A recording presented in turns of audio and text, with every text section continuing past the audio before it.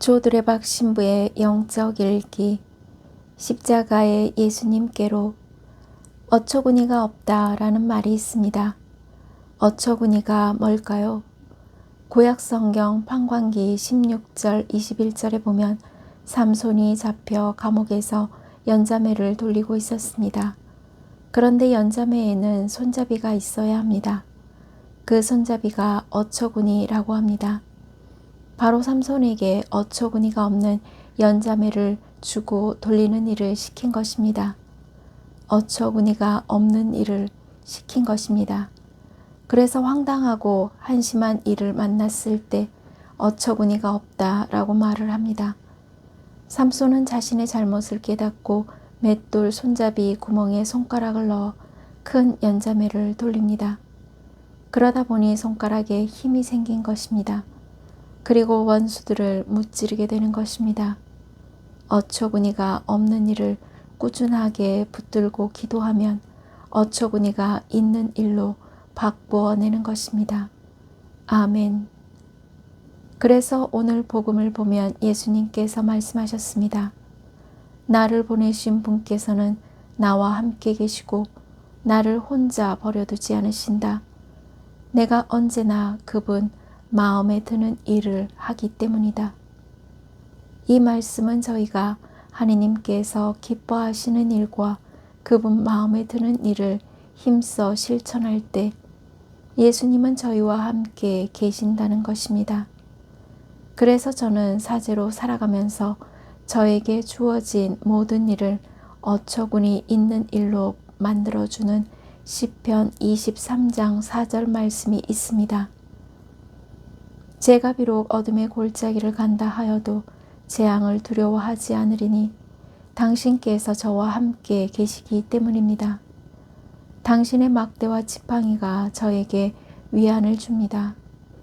그러므로 지금 고우님들 자신에게 맡겨주신 일과 사명을 잘 감당하도록 최선을 다해 실천해야 합니다.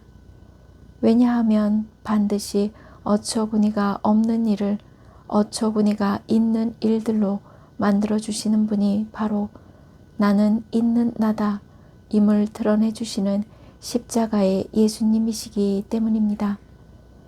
탈출기 3장을 보면 모세가 호렙산에서 불타는 떨기 속에 나타나 모세야 모세야 하고 부르셨던 하느님께 당신의 이름을 묻자 하느님께서 당신 이름을 계시하시면서 모세에게 말씀하셨습니다.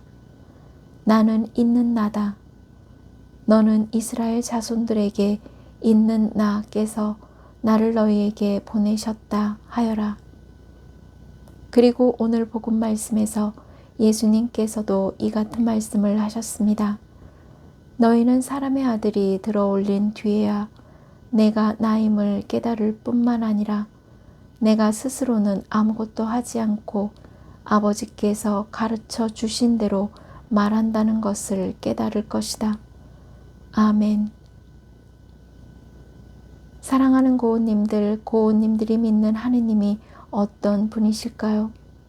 내 어미가 너를 잊을지라도 나는 너를 절대 잊지 않을 것이다 라고 외치시는 분입니다.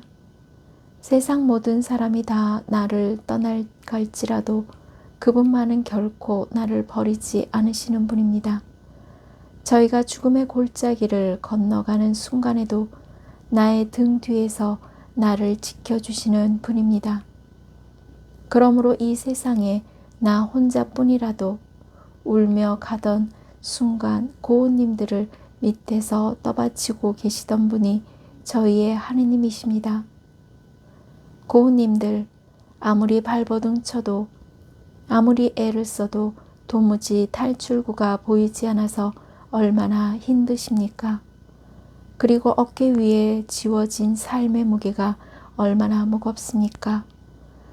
저 두레박 사제가 잊지 않고 기도합니다. 그리고 늘 고우님들 편에 서서 응원합니다. 그러니 고우님들은 십자가의 예수님께로 더 가까이 다가서야 합니다. 또한 그분 옷자락을 잡고 매달려야 합니다. 그리고 더 크게 주님의 이름을 외쳐 불러야 합니다. 십자가의 예수님께서는 고은님들에게 주어진 어처구니가 없는 일을 어처구니가 있는 일로 바꾸어 주시는 분임을 믿으시기를 바랍니다. 아멘. 저 두레박 사제도 어처구니가 있는 십자가를 안고 몸과 마음이 아픈 고은님들과 아픈 이들을 돌보는 고은님들, 그리고 고은님들의 자녀에게 주님의 치유와 회복의 은총이 있으시기를 기도합니다. 영적 일기를 마무리하면서 고은님들은 어처구니가 없는 일을 어처구니가 있는 일로 바꾸어 주시는 주님께서 절대 잊지 않고 지켜주셨음에 감사하면서 이제 주님께서 바라시는 자비와 나눔의 일을 실천함으로써 치유와 회복의 은총을 누리시기를 주님의 이름으로 강복합니다. 아멘.